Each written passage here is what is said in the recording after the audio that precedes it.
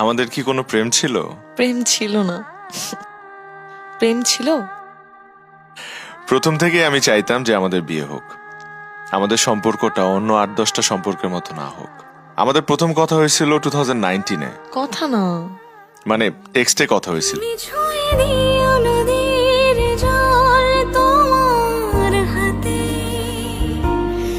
আমি ডুব দিয়ে স্নান করে নেব তাতে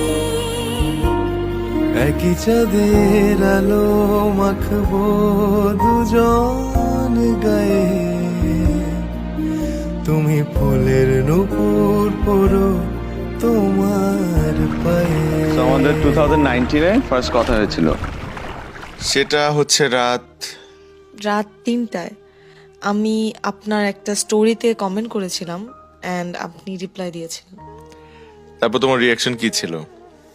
পাগলের মতো লাফাইছি, সবাইকে বলছি যে আপনি রিপ্লাই করছেন, কিন্তু কেউ বিলিভ করে নাই। সবাই বলছে যে এটা ফেক অ্যাকাউন্ট। Fake account? যখন আমি ফার্স্ট অ্যাপ্রোচ করছিলাম তোমাকে, তখন তোমার কি মনে হয়েছিল?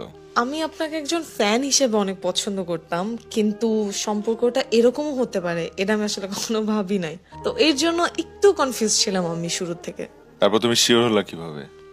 আপনি কখনো প্রেম করতে চান নাই আমার সাথে, আপনি শুরু থেকেই বিয়ে করতে চাইছেন আমাকে।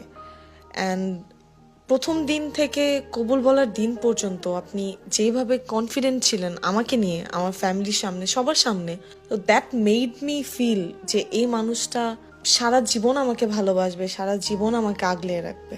আমি আসলে ডিটারমাইন্ড ছিলাম, আমি এবার যদি একটা মানুষের সাথে জড়াই আমি তাকে বিয়েই করব। তো তুমি আমার লাইফে আসার পর আমি ফিল করছি এই মানুষটা এমন একটা মানুষ যার সাথে বাকিটা জীবন অনায়াসে কাটায় দেওয়া যায়।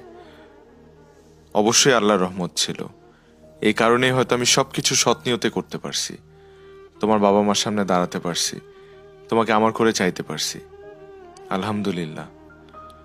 এখন আমি প্রাউডলি বলতে চাই পুরা দুনিয়ার সামনে যে আমি তোমাকে অনেক ভালোবাসি এবং শেষ নিঃশ্বাস পর্যন্ত আমি তোমাকে ভালোবেসে যাব, ইনশাআল্লাহ।